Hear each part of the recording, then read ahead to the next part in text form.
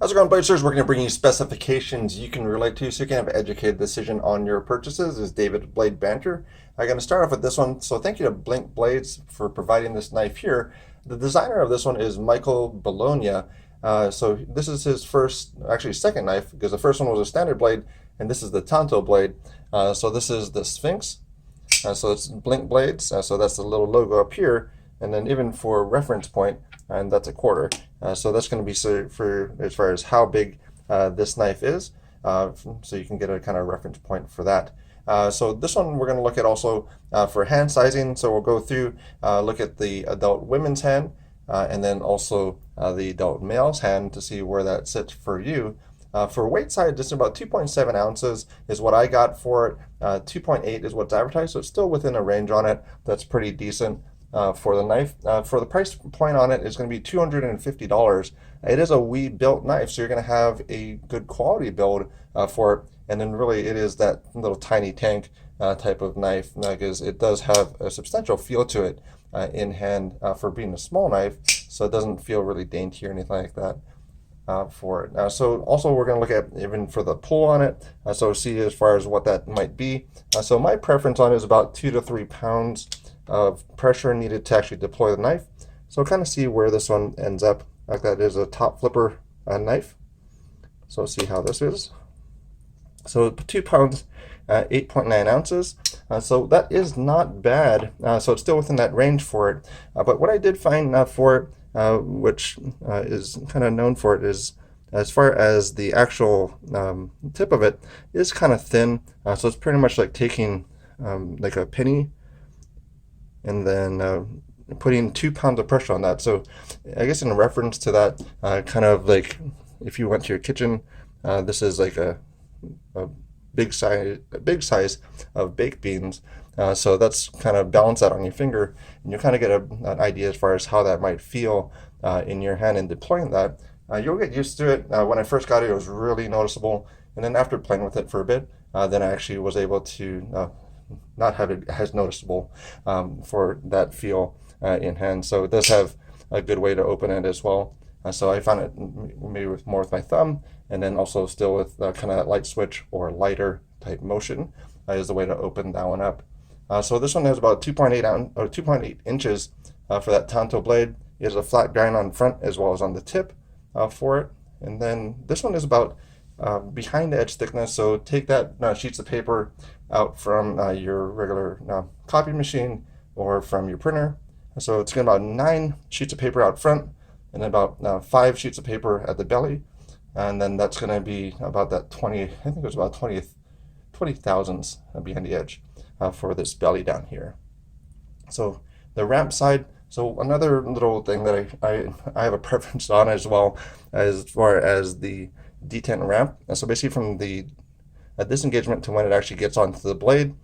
For mine, it's about 20% is really good, 30% is still pretty good, and pretty 40% is not great. But this one has a 20% ramp. So basically from that disengagement to when it's actually on the blade is going to be about 20 degrees from what my measurements were.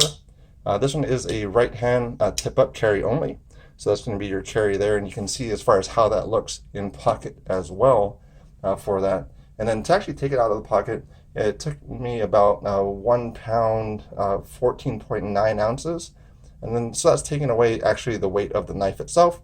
So I'm doing that with also the Lyman pull gauge to actually pull that out of my pocket. So that's where you can get an idea, because some of the knives that I've had like 5 pounds need to pull it out of your pocket. So basically you're lifting up your pants when you're taking out your knife. So that's not great. So that's going to be pretty much the same thing. About maybe even 1 to 3 pounds is probably decent for that side. Probably maybe 1 to 2 is more ideal. But for this one, it's an M390 for the blade steel. For a general statement for it, corrosion resistance side about 80th percentile, and then edge retention about 83rd percentile. For this one came in, this is a pass sharp knife, so this one came in at 372 for the sharpness on it, and then that is basically at that new high-end cutlery, but it's on the low end, so getting to the almost to needing some service on it, but it is a pass around knife, so it has gone around to other folks. So the sharpness on the edge for the secondary bevel is even. So this one is a wheat built knife again. So both sides I measured at 27 thousandths, and then the actual behind the edge thickness was at 20 thousandths. So together it was about 37. I believe it was 37 degrees inclusive, which is about 15. I'm gonna have to double check that. I might put a little annotation down here if I made that incorrect somewhere. But for this one, as far as general statement for it, it does fit very well. It is a good design for it. It is one that the designer really loved. So that's where it came to fruition through Kickstarter. But everything fits in really well as far as when it closes down. I mean, it's a good profile. It has that pocket clip for it. Just for me, it's just a little bit too stiff for the detent or the lock bar, as well as the comfort level as far as if you're going to fidget with this. This is not going to be a fidget friendly knife for you, most likely, unless you have a lot of callus built up, or if you use it quite a bit, then your fingers will get used to that. So that's why for this one I'm going to put it as a borrow category. So it's not one that I would go out and purchase myself, but if you went through all the specifications and it's one that you really love, then check out the website for him and then also go and pick it up. So this one is still available. I think the other one is currently out of stock for the standard blade shape for it. But thank you again to Blink Blades for sending it over, and then look forward to other designs that might be coming out from him as well, possibly another iteration on this one as well. But let me know in the comments down below as far as what you think. If you made it all the way to the end, please consider subscribing to the channel. Nearing 2,000, so I'm going to have that giveaway coming up as well. 3 packs already put together, and then when we get a little bit closer to it, then I'll advertise exactly what those 3 packs are. And thank you to the folks that did subscribe from the last video as well. So thanks again. Let me know in the comments. Have a great morning, day, evening, whatever it might be, and thank you very much.